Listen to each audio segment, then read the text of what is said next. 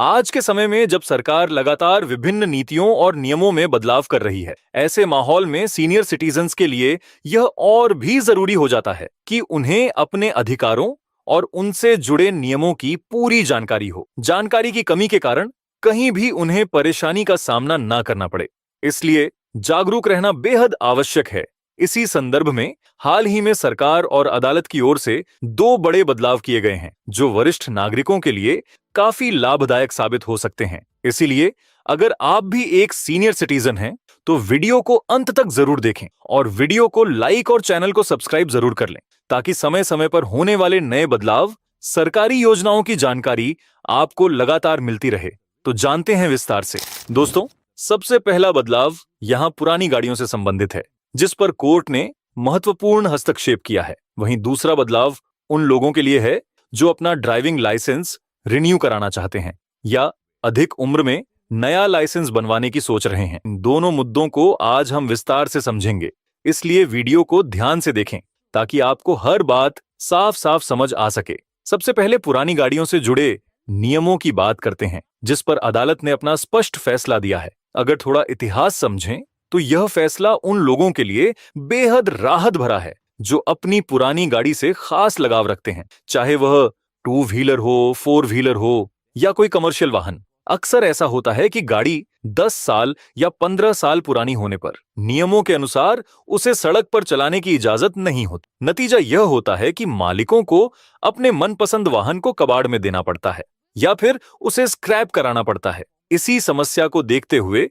Delhi high court ने हाल ही में महत्वपूर्ण फैसला सुनाया है, जिससे सीनियर सिटीजन्स को विशेष राहत मिली है।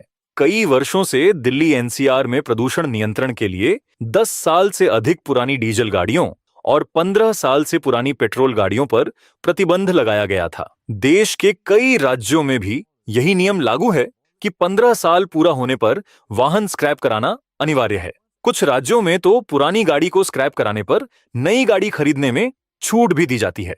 लेकिन अब जो फैसला आया है वह पूरे देश पर लागू माना जाएगा, क्योंकि हाई कोर्ट या सुप्रीम कोर्ट का फैसला राष्ट्रीय स्तर पर प्रभावी होता है। फैसले में यह कहा गया है कि जिन लोगों की पुरानी गाड़ियां सिर्फ इसलिए जब्त की गई थीं क्योंकि वे 10 या 15 साल पुरानी थीं, अब उन सभी वाहनों को दोबारा उनके मालिकों को लौटाया जाएगा। वाहन मालिकों को बुलाकर उनकी गाड़ी वापस सौंपी जाएगी। सबसे खास बात यह है कि 60 वर्ष से अधिक आयु वाले वाहन मालिकों को इसमें पहली प्राथमिकता दी जाएगी। इसलिए वीडियो की शुरुआत में ही मैंने बताया था कि यह निर्णय सीनियर सिटीजन्स के लिए बहुत बड़ी खुशखबरी है।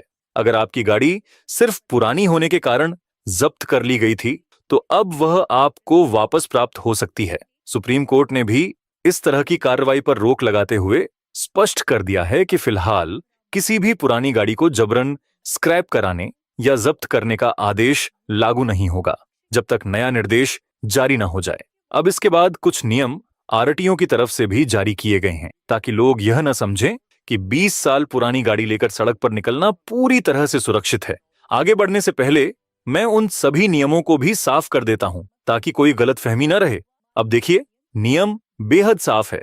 आपकी गाड़ी चाहे 10 साल की हो, 15 साल की हो या फिर 30 साल पुरानी ही क्यों ना हो, अगर वाहन पूरी तरह फिट है और उसके सभी कागजात आपके पास मौजूद हैं, तो न ट्रैफिक पुलिस और न ही कोई बड़ा अधिकारी, यहां तक कि परिवहन मंत्री भी आपकी गाड़ी को जब्त करने का अधिकार नहीं रखते।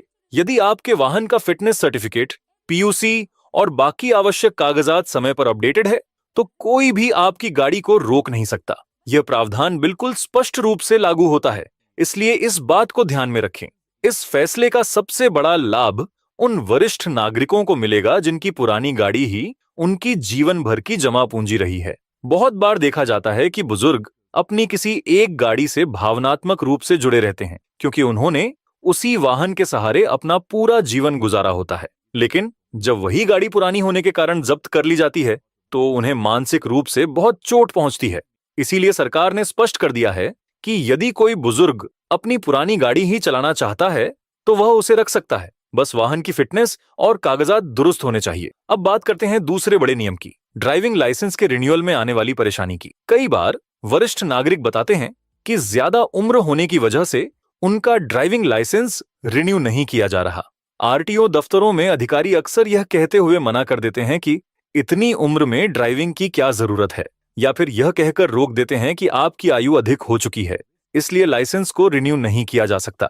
अगर आपके साथ भी ऐसा हुआ है तो ध्यान से सुनिए। 60 वर्ष या उससे अधिक उम्र के लोग भी बिना किसी उम्र सीमा की बाध्यता के अपना ड्राइविंग लाइसेंस रिन्यू करा सकते हैं। मोटर व्हीकल एक्ट 1988 के अनुसार लाइसेंस रिन्यू करने की कोई अधिकतम उम्र निर्धारित नहीं है, सिर्फ न्यूनतम उम्र 18 वर्ष है। बाकी आप कितनी भी उम्र में हो, यदि आप शारीरिक रूप से स्वस्थ हैं, आपकी आंखें ठीक से देख सकती हैं और आप वाहन चलाने में सक्षम हैं, तो आपका लाइसेंस रिन्यू होना आपका अधिकार है। अगर ऑनलाइन स्लॉट न मिले तो आरटीओ दफ्तर में मौजूद सीनियर सिटीजन कोटा या इमरजेंसी कोटा का लाभ लिया जा सकता है।